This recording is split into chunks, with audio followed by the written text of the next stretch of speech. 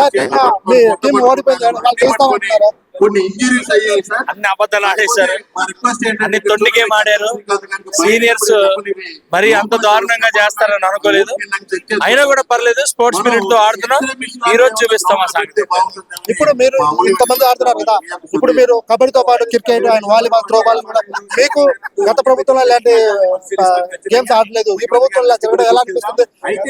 Actual గా మేము conduct చేయడానికి మా ముఖ్యమంత్రి గారు, మా ఉప ముఖ్యమంత్రి గారు, మేము అలాగే అయ్యన్న పాత్రుడు గారు ఇది కండక్ట్ చేయడానికే స్పోర్ట్స్ ని అందరికి ప్రతి ఒక్కరు ఆడాలని చెప్పి ప్రతి ఒక్కరు దీంట్లో పాల్గొనాలి. ప్రతిరోజు స్పోర్ట్స్ అనేది మన ఎవ్రీడే రొటీన్ గా ఉండాలనేదే మా కోరిక.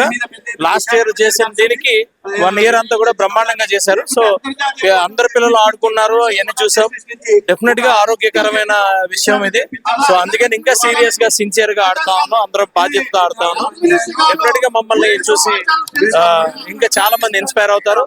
మరి మా కామినేని గారు కానీ, రఘురామ కృష్ణరాజు గారు, కామినేని గారు 79 సంవత్సరాల్లో నిన్న కబడ్డీ ఎలా ఆడారో చూశారు కదా. సో అన్ని కూడా ఇలా ఉంటాయి. డెఫినెట్ గా మంచి వాతావరణంలో జరుగుతారు.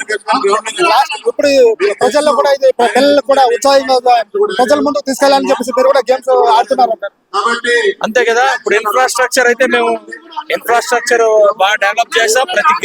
ప్రతి నియోజకవర్గంలోని స్పోర్ట్స్ ఇన్ఫ్రాస్ట్రక్చర్ డెవలప్ చేసాం.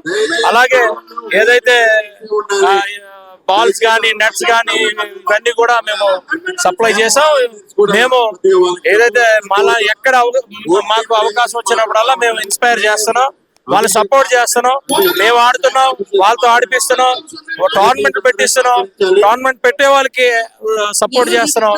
డెఫినెట్ గా ఇవన్నీ కూడా రాబోయే రోజులు ఇంకా బాగుంటుంది.